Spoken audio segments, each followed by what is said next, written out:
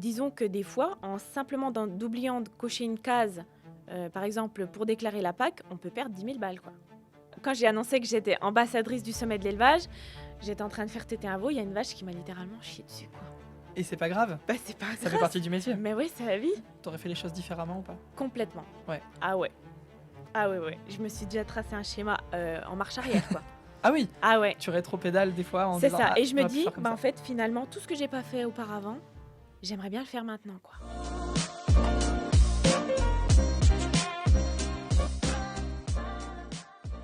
Bonjour Océane Ballan. Bonjour. Merci d'être avec nous Océane dans ce beau studio de La Parole A, le format interview du comptoir des éleveurs. Ça va être l'endroit où on va passer ensemble 20-25 minutes à discuter, à échanger avec toi et à te laisser la parole Océane. Océane agricultrice, parce que c'est le nom sous lequel on te connaît mieux, Oui. Notamment sur les réseaux sociaux et sur YouTube. Alors j'essaie de tout résumer, tu me dis si j'oublie des trucs. T'es à la fois agricultrice, créatrice de contenu et ambassadrice du sommet de l'élevage 2025. Oui. J'ai rien oublié? Bah ça, c'est déjà pas mal. C'est déjà beaucoup. On va faire les choses dans l'ordre. On va parler d'agricultrice d'abord, enfin d'agriculture et de ton métier d'agricultrice. Parle-nous de ton exploitation un petit peu. J'aime bien commencer avec cette question, qu'on sache un petit peu où on est, où on va avec toi. Alors moi, je suis agricultrice en Haute-Saône. J'ai 250 bovins, dont 100 mères de race charolaise et puis 250 hectares en tout. Donc Ok. céréales plus pâturage pour le troupeau. Et pourquoi la charolaise? Mon grand-père avait des Montbéliardes. Ensuite, mon père a eu tout de suite rapidement des charolaises. Et puis moi, mon père m'a donné le truc du charolais. Donc ce charolais, je suis addict. Donc, C'est la meilleure race? Non, peut-être pas la meilleure, mais c'est une race que j'adore pour mille et une qualités. Elles ont des défauts, mais voilà, j'aime bien. Alors justement, tu le disais, petite fille d'agriculteur, Oui. t'as ça dans le sang? Oui, je me suis jamais posé la question de ce que j'allais faire plus tard. C'était une évidence. Et comment ça se fait que tu as eu cette passion-là tout de suite? Est-ce qu'il y a eu un déclic quand tu étais plus jeune, Oui. petite? Oui, j'avais 2 ans et demi à peu près. Et c'était la période où mes parents, mon papa emmenait les vaches au pré. Et donc, il a dit, emmène Océane voir les vaches monter dans la bétaillère. Et ma mère, elle a dit, bon, d'accord. Et en fait, les sabots sur le pont de la bétaillère, ça a fait du bruit. Et en fait, quand j'ai entendu ça et quand j'ai vu ça, ça a fait un truc. Et je me suis dit, je veux faire comme papa, quoi. À 2 ans et demi? Ah oui, 2 Tu ans et t'en demi. souviens? Ah oui, je m'en souviens comme si c'était hier. Le bruit des sabots sur la bétaillère, ouais. Je sais même pas si j'ai un souvenir de mes 2 ans et demi. C'est que ça devait être super marquant, quoi. Ah ouais, et en fait, les petits veaux, j'ai toujours eu une relation avec les vaches qui était très profonde. Et même en grandissant, tu t'es jamais dit, tiens, pourquoi pas notre métier, pourquoi pas du faire tout. autre chose? Je me suis Toujours jamais resté posé la chevillé au question. corps, quoi. Ouais. Bah après, il y avait l'idée d'être veto. Le problème, C'est pas très loin. Le problème Oui. de veto, c'est les études. Ça me dérangeait un petit peu et j'avais pas trop la vocation pour les études. Et donc, du coup, voilà, c'est pour ça. T'avais envie de bosser tout de suite. Ah oui. Ouais. Et tu t'épanouis. Oui. C'est l'essentiel. Alors, on va parler justement encore un peu de ton métier et de tout ce que tu fais au quotidien. Juste avant, j'aurais voulu un peu connaître ta vision aujourd'hui, toi, de l'élevage bovin, parce que tu côtoies des bovins, des charolaises tous les jours. Et j'aimerais que tu nous en parles l'année où tu es ambassadrice au sommet de l'élevage et où malheureusement, on n'a pas de bovins. Parce Oui. que la situation sanitaire faisant que, il n'y a pas pu avoir de bovins cette année, en 2025, au sommet de l'élevage. Quelle est ta vision, toi, par rapport aux bovins, de manière générale? Moi, je pense qu'il y a beaucoup d'incompréhension parce qu'il y a des vaches qui partent à l'abattoir, il y a des animaux qui sont importés, il y a des animaux qui sont exportés. Et nous, on n'a pas eu le droit d'emmener des bovins pour faire, par exemple, le grand concours national charolais. Et je trouve ça un peu très incohérent. Très incohérent sur le fait qu'il n'y ait pas d'animaux cette année. Mais après, d'un autre côté, je comprends, parce que c'est protéger les autres, se protéger soi. Mais sur le fait de la maladie, il y a beaucoup d'incompréhension. Et de manière pose énormément de plus questions. globale, et même si on regarde un peu l'avenir, toi, en tant qu'éleveuse bovine, est-ce que tu as des inquiétudes? Tu as des peurs, de la colère? Comment tu te sens finalement? Alors, j'ai énormément de peur parce qu'on se met toujours à la place des autres. Moi, personnellement, je me mets à la place des autres à qui c'est arrivé. Je me dis, si demain ça m'arrive, on vient abattre mon troupeau, la viande est consommable. Ils viennent abattre le troupeau, donc mes propres vaches que j'ai fait naître, que j'ai élevées, que j'ai aimées jusqu'à la fin, on vient me les euthanasier et après elles partent toutes dans un camion. Alors qu'elles ne seront jamais consommées. En fait, elles sont tuées pour rien du tout, alors qu'il y en a certaines qui seront saines. Et ça, je trouve ça, c'est, c'est du crime pour moi. Et en tant qu'éleveur, on n'est pas préparé en plus. Ah non, moi je pense que ça m'arrive, il y aura rien pour me relever, quoi. Mes vaches, c'est toute ma vie, donc je pense que c'est un gros, gros coup. Et d'ailleurs, je comprends pas à qui... Enfin, les personnes à qui c'est arrivé, je comprends pas comment ils font pour remonter la pente. Alors j'aimerais bien savoir, moi, comment tu perçois ton métier et comment tu l'expliquerais ton métier aujourd'hui à quelqu'un qui n'y connaît absolument rien. Alors justement, c'est très compliqué, c'est ce qu'on essaye de faire à travers les réseaux. Il faut prendre des mots simples que tout le monde peut comprendre. Donc moi, je fais comme si j'expliquais ça à un enfant. Parce que les enfants, ils y connaissent rien du tout et c'est le moment qu'il faut expliquer les choses, pas dans les profondeurs, pas dans les détails, mais des choses simples, directes et simples. Mais tu parles aux adultes comme à des enfants. Oui, Regardez, pareil. ça, c'est des meux. Alors peut-être pas comme ça, mais non, mais sur le fait, un enfant, on lui apprend que... Un exemple tout bête, on fait naître un petit veau, on l'élève. Donc, pour les vaches allaitantes, ils restent sous leur mère pendant quelques mois. Et ensuite, ce petit veau, quelle que soit sa destination, il faut en prendre soin, l'aimer. Et ça, peu importe la destination, qu'on le mange ou qu'on le garde au fond de son jardin, il faut en prendre soin et l'aimer toute sa vie. Et après, au bout d'un moment, il faut bien se nourrir. Et ça, faut l'apprendre aux enfants et puis à certains adultes. Au contraire, comment t'en parles de ton métier avec d'autres agriculteurs? C'est pas le même sujet, mais c'est plutôt les sujets financiers, les sujets, pareil, des maladies, de tout ce qui peut nous arriver. Et également de la PAC aussi, plein de gros sujets comme ça qu'on n'aborde pas tous les jours. Alors qui sont des sujets plutôt pour le coup financiers ou administratifs. Oui. Presque plus de l'élevage en fait. Alors, tel. l'élevage, en fait, on connaît notre métier, donc l'élevage, on parle beaucoup du bien-être animal, comme je vois avec Pauline Garcia, je parle beaucoup avec elle sur le bien-être animal. En fait, avec chaque personne, chaque agriculteur qu'on connaît, il y a différents sujets. C'est bien précisé. Alors parce que là on fait un peu le tour de comment tu perçois ton métier, justement quelle est la chose toi qui te tient le plus à cœur en tant qu'agricultrice au quotidien dans ta vie de tous les jours? La chose que je préfère dans mon métier et ce qui me tient le plus à cœur, c'est les naissances. Ouais. Ah ouais, j'adore, je fais véler mes vaches et en fait, je me mets... alors, j'ai pas la force physique, j'ai pas le poids, j'ai pas grand-chose en atout pour faire un vélage, vélage difficile, disons. Mais en fait, j'ai d'autres manières, je fais autrement qu'un homme ou alors une femme qui a la force. Alors tu t'y prends comment justement? Ça c'est intéressant Eh de ben, savoir un petit peu quelles sont tes astuces. Je réfléchis et je me mets à la place de la vache. Et en Ouais. fait, ce qui m'a beaucoup aidée, c'est que j'ai une mère et des demi-sœurs qui sont extrêmement ouvertes. Et donc, j'ai énormément de neveux et nièces. Et donc, j'ai demandé à savoir comment se passait un accouchement. Ok. Je me suis renseignée aussi auprès d'une sage-femme. Et donc, maintenant, je sais comment appréhender un vélage, en fait. Je compare toujours les vaches à une femme. Donc ça veut dire que tu vas peut-être aider la vache à se mettre dans une certaine posture? Oui, moi j'adore faire les vélages couchés et je travaille avec mes génisses pour faire des vélages couchés, qu'elles soient calmes, parce que si elles sont attachées au cornadi, il y a toujours des petites... C'est pas grand-chose, mais beaucoup de détails font que parfois ça se passe pas toujours correctement et comme on voudrait. Est-ce que tu peux nous parler justement de comment tu as vécu ça, de tous ces gros changements d'un coup et de cette entrée dans le monde du travail où voilà, tu as plein de choses à faire, plein de nouvelles choses à découvrir? Alors déjà, j'ai créé ma propre entreprise, j'ai repris 40 hectares. On est relativement seul. Alors j'avais 17 ans et demi quand j'ai commencé les papiers. Je me suis installée à 18 ans. C'était très jeune, trop jeune. Ah ouais, avec le recul, tu penses que c'était trop jeune? Ah oui. Et c'est surtout, il y a un gros sujet qui pour moi est très très important. C'est qu'avant qu'on s'installe à 17 ans et demi, 18 ans, parce qu'on sort de l'école, on est pressé. En fait, il ne faut pas. Il faut aller découvrir d'autres choses. Bon, donc moi, j'ai jamais découvert d'autres élevages, d'autres cultures, d'autres régions. Et ça m'a manqué. Et c'est pareil, une fois qu'on est installé, on n'y pense pas, mais on est relativement seul pour les papiers, et même dans la ferme en soi.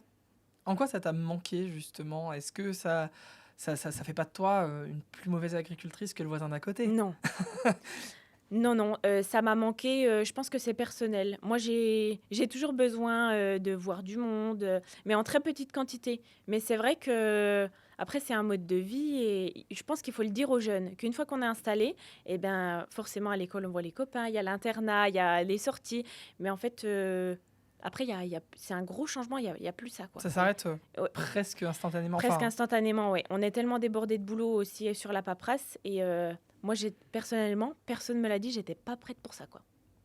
personne te l'a dit? Même Ah à non, l'école ou même, dans surtout ton à l'école. entourage? À l'école, on nous apprend à écrire, on nous apprend à faire plein de choses, mais on nous apprend pas à faire des papiers tout seul et on nous dit pas, dès que vous serez installé, dans l'exploitation, vous serez probablement seul et vous aurez plus le temps de vivre, en fait. Pour le coup, on prépare à être, agriculteur ou éleveur et beaucoup moins à être entrepreneur et gestionnaire. C'est ça. Alors que, pour le coup, ça a vraiment un double boulot et Ah oui, ah oui, oui, qu'il faut le prendre en compte. c'est ça.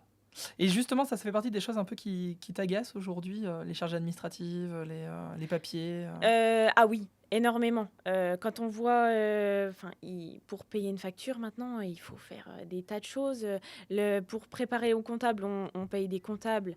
Il faut préparer les factures avec les relevés. Et en fait, disons que des fois, en simplement d'oubliant de cocher une case, par exemple pour déclarer la PAC, on peut perdre 10 000 balles, quoi. Ce qui est pas rien. Juste pour une case qu'on a oublié de cocher. Je te cite, parce que ça, c'est une phrase que j'ai relevée, dans une interview que tu as pu donner et qui m'a assez parlé: «La vie privée passe au second plan». Oui.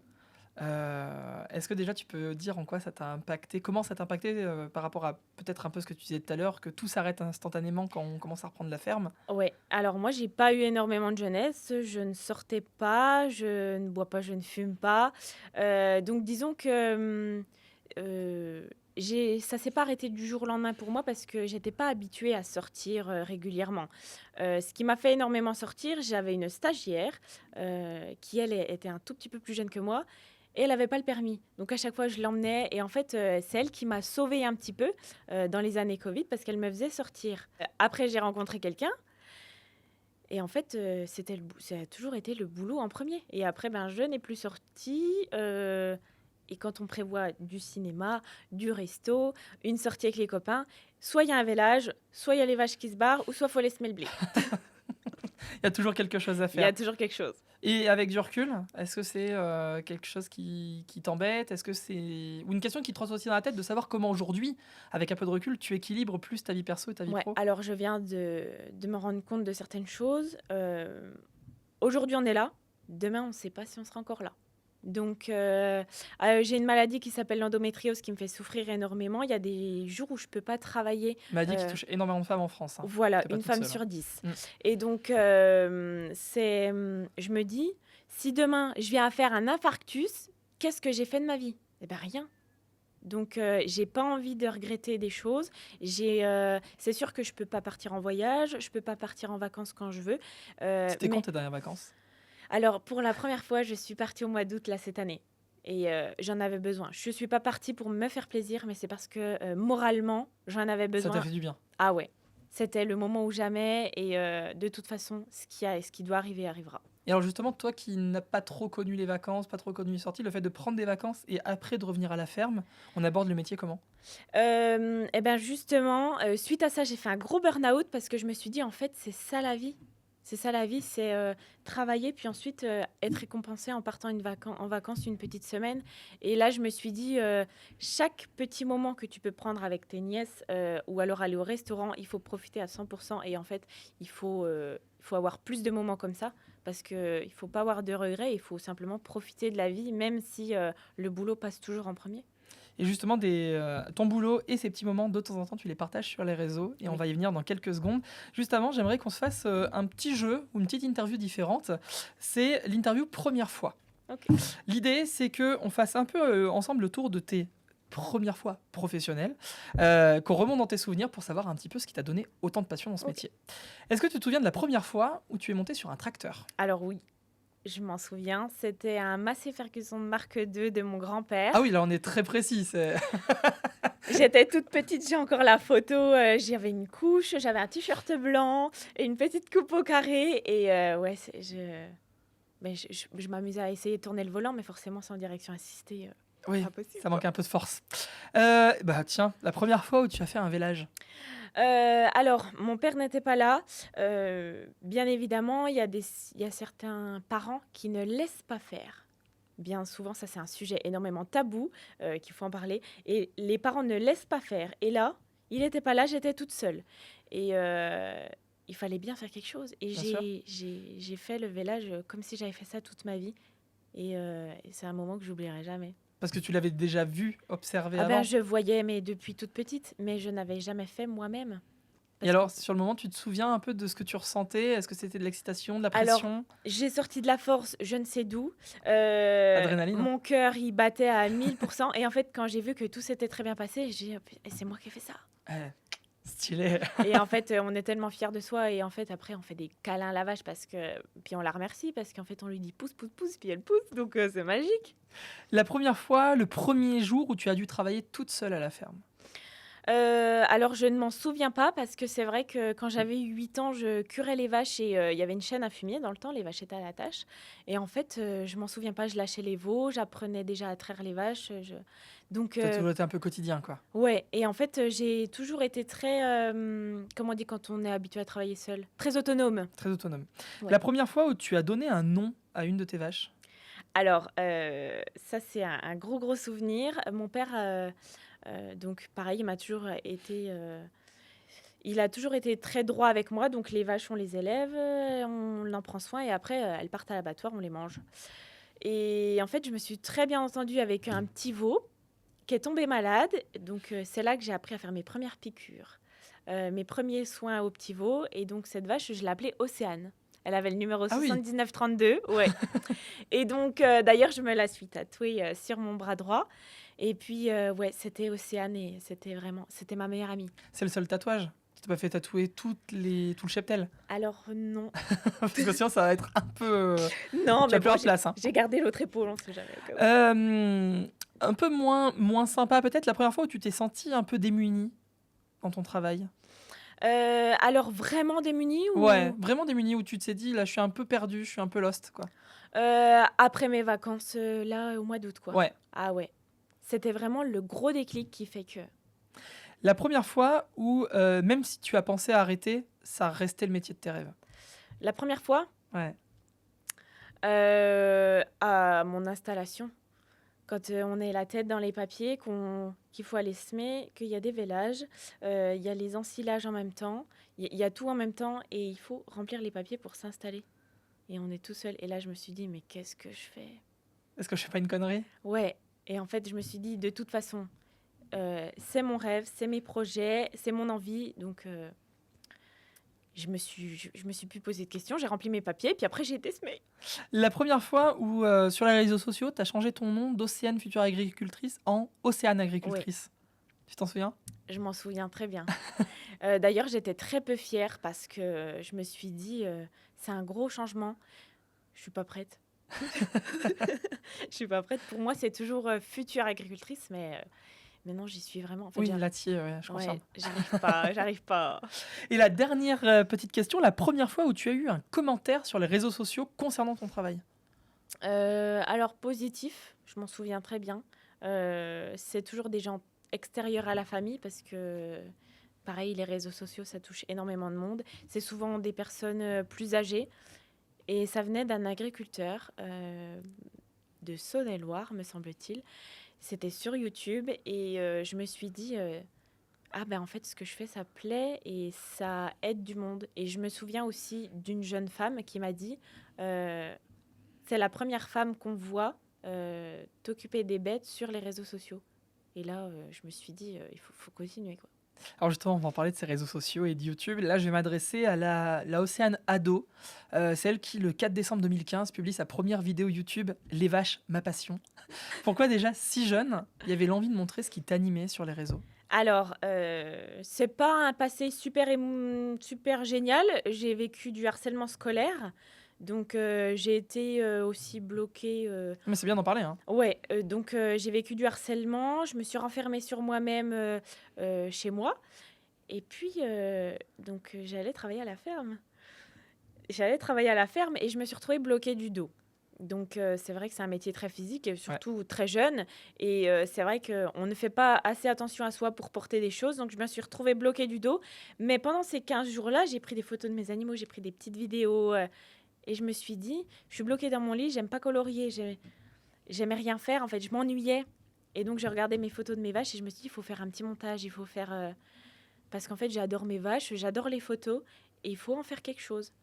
Et là, je me suis dit, c'est là que ça m'a tilté de faire des petits trucs comme ça. Ah oui, donc plus qu'une passion, ça a aussi été parfois un refuge. Ah oui, ah oui, oui. Vraiment, quand j'allais pas bien, j'allais vers ma vache Océane, je lui disais tout. Elle répète pas, elle écoutait. Bon, je C'est sais la pas si meilleure elle confidente. écoutait, mais La meilleure c'était confidente. la meilleure. Et aujourd'hui, bah, du coup, un peu de chemin parcouru, tu cumules quand même plus de 6 760 000 vues sur ta chaîne YouTube. Sur Instagram, je crois qu'on est autour des 50 000 abonnés. Enfin voilà, c'est de beaux chiffres. Qu'est-ce que tu veux montrer de toi aujourd'hui sur les réseaux? C'est quoi un peu le but de continuer d'alimenter en contenu tous tes réseaux sociaux? Alors déjà pour montrer que même si on est petite, qu'on fait un petit poids, on peut avoir, et qu'on n'a pas la force physique, on peut avoir d'autres manières différentes de réfléchir et de trouver la force avec l'adrénaline, par exemple, pour Ouais. un vélage. Je suis capable de régler un semoir toute seule. Je suis capable de faire un vélage. Je suis capable de remplir un semoir avec que des sacs de 25 kilos, ça ne me dérange pas. Je suis capable d'énormément de choses. Et donc, les jeunes femmes qui suivent sur les réseaux, il faut qu'elles se disent, si une petite jeune femme d'1,60 m de 50 kilos peut le faire, alors moi, je peux le faire. Et d'autre part, l'autre sujet, c'est de montrer la réalité. Par exemple, quand on tire un veau ou alors qu'on va dans les champs, ça se passe pas toujours comme on avait prévu. Des fois, quand on tire un veau, il n'est pas toujours vivant. Tant d'efforts pour Mm. rien. On a prévu un programme de la journée. Il n'y a rien qui va se passer comme prévu. Ou alors, par exemple, cette année, moi, j'ai des gros veaux parce que l'herbe, elle a poussé. Et moi, je le dis aux gens, j'ai pas peur de dire, ben ouais, sur 12 vélages, j'ai déjà fait 3 césariennes, quoi. Ben oui, c'est du Mm. charolais, mais non, c'est pas parce que c'est du charolais que ça passe mal. Euh, je dis vraiment la vérité et je montre aux jeunes comment j'en bave aussi. Parce que c'est vrai que du vendredi au lundi, je suis toute seule. Et par exemple, la semaine dernière, j'ai pas dormi de mon vendredi au samedi soir, quoi. Du vendredi matin au samedi soir. Et ça, je le montre parce qu'il y a certains jeunes qui se disent, bah ouais, une fois qu'on a fini la journée, on va se coucher. Mais en fait, non, c'est pas ça. Et après, le dimanche, Oui, par contre, j'ai t'enjolives fait un pas la cours. réalité. Tu montres aussi les Ah difficultés. ouais, Tu restes authentique. Moi, j'ai vu des vidéos, par exemple, où la vache est en train de pisser à côté et c'est pas grave. ouais, c'est vrai, c'est Tu vrai. vois, C'est vrai que des tu fois montres ça aussi, aussi en mode, bah, de toute façon, c'est la vie, c'est le métier. quand j'ai annoncé que j'étais Ambassadrice. voilà, quand j'ai annoncé que j'étais ambassadrice du sommet de l'élevage, j'étais en train de faire téter un veau, il y a une vache qui m'a littéralement chié dessus, quoi. Et c'est pas grave. Bah, c'est pas Ça fait grave. partie du métier. Mais oui, c'est la vie. Alors par contre, ce qui est sûr, c'est que sur tes réseaux, on peut voir des photos de toi, mais beaucoup de photos d'animaux. Des vaches, bien sûr, mais il y a aussi des chiens, des chevaux, on peut même voir un chat. Enfin bref, Ouais. il y a presque plus d'animaux que d'humains sur cette page. Ah ouais, mais les animaux, c'est un refuge et c'est vraiment c'est mes alliés de toutes mes journées, quoi. Est-ce que c'est aussi un espace d'expression et surtout d'échange Parce que je te cite, tu as déjà dit par rapport à tes réseaux que ça te faisait une vie sociale. Oui, c'est vrai que on trouve toujours moyen de promener ses poneys, de promener les chiens. J'aurais pas de chien, j'aurais pas eu la motivation d'aller courir, j'aurais pas eu la motivation. Par exemple, j'adore prendre des poneys puis aller faire le tour d'un lac. Autour d'un lac, il y a des gens. Donc, Oui. on est obligé de dire bonjour. Et puis, en fait, les gens viennent vers nous grâce aux animaux. Et pareil avec la maladie, les animaux, ça m'apaise. Et en fait, les animaux, c'est vraiment, ça soigne tout. Bon, ça coûte cher, ça prend du temps, mais ça soigne tout. Bah c'est comme un deuxième humain. Hein, C'est ça. faut- Sauf qu'ils parlent pas. Oui, mais ils ont d'autres manières de Ils ont communiquer. d'autres manières de communiquer. Est-ce que tu envisages ce côté créateur de contenu, créatrice de contenu, comme une profession ou pas du tout? Oui et non. Alors oui, parce que ça prend énormément de temps. Et non, parce que ça ne génère pas beaucoup de revenus. Et pour moi, c'est pas trop une profession parce que c'est pas. Enfin, j'ai pas l'impression de travailler parce que c'est pas physique, quoi. Oui. Donc, mais oui, d'une part, c'est une profession parce que ça prend du temps, c'est de l'investissement. Mais si par exemple ça te générait plus de revenus parce que plus d'abonnés ou Oui, des collabs commerciales comme on peut en voir, est-ce que tu remettrais un peu la question en cause en mode ah est-ce que oui, j'en ferais pas une deuxième profession quoi. si, énormément. C'est des questions qui se posent, ouais. Alors Océane, je te propose la carte blanche. Oui, À chaque fin d'interview, moi je laisse une carte blanche à l'invité où justement c'est son moment. Tu peux nous parler de ce que tu veux, revenir sur un sujet qu'on a déjà évoqué et ok. l'approfondir, ou alors aller sur un autre terrain qu'on n'a pas eu l'occasion d'explorer encore ensemble. T'aimerais nous parler de quoi? J'aimerais rester sur le fait que les jeunes, quand ils sont à l'école, ils ne sont pas assez prévenus de la réalité qui les attend derrière quand ils s'installent. Et le fait d'aller voir ailleurs. Il faut surtout pas, donc les parents, il ne faut surtout pas obliger les enfants à rester sur l'exploitation familiale. Il faut découvrir des choses, sortir et surtout profiter de la vie avant l'installation. Après, c'est trop tard. Mais ça c'est une vraie question pour les parents.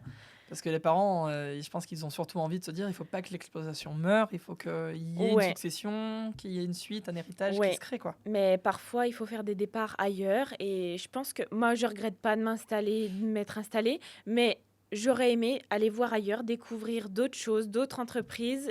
Et ça me manque aujourd'hui et j'ai envie de le faire aujourd'hui, quoi. Donc, les jeunes qui s'installent, il faut vraiment, même s'ils veulent vraiment à tout prix s'installer sur l'entreprise familiale pour la faire perdurer, il faut vraiment découvrir d'autres choses, sortir, voir d'autres milieux, quitte à même changer de pays. Et Pourquoi pas, ouais. pourquoi pas? Et même changer de région, juste la région à côté de la sienne, juste les voisins, ils n'ont pas du tout le même élevage, la même méthode de travail. Les Et mêmes ça, races, les vraiment, mêmes cultures. c'est très enrichissant et il faut pas laisser s'installer tête baissée. Je veux m'installer chez moi, je veux faire les études chez moi. Hop, je t'amène dans ma machine à remonter dans le temps. T'aurais fait les choses différemment ou pas? Complètement. Ouais. Ah ouais. Ah ouais, ouais. Je me suis déjà tracé un schéma en marche arrière, quoi.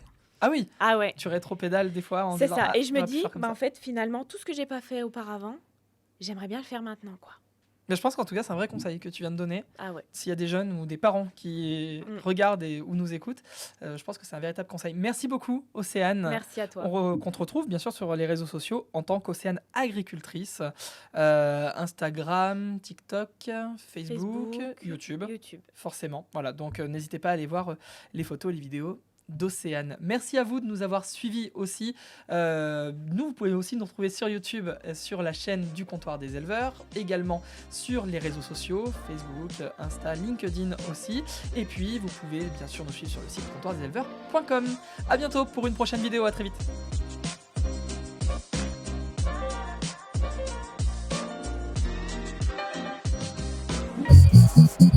Comptoir des éleveurs.